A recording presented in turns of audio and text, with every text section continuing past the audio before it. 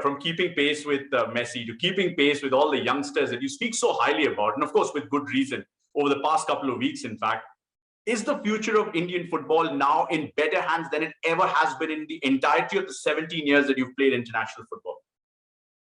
Yes. The simple answer, yes. And I just hope that these boys, these kids, these lads, they understand, what they can do.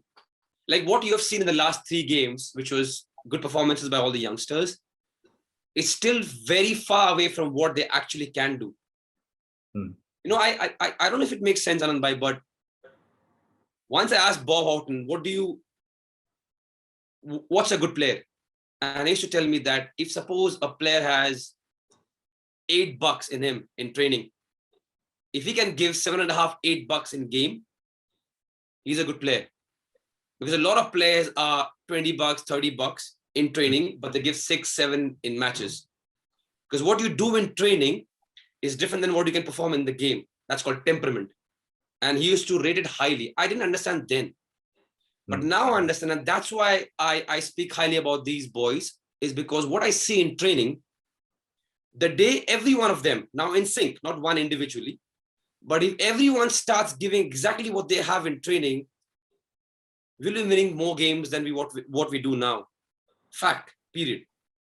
What I see in Ashik, a Nudanta, a Manveer, a Akash, a Roshan, a Jackson, a Suresh in training, if they start doing in a sync manner, we are going to be much better than what we are right now.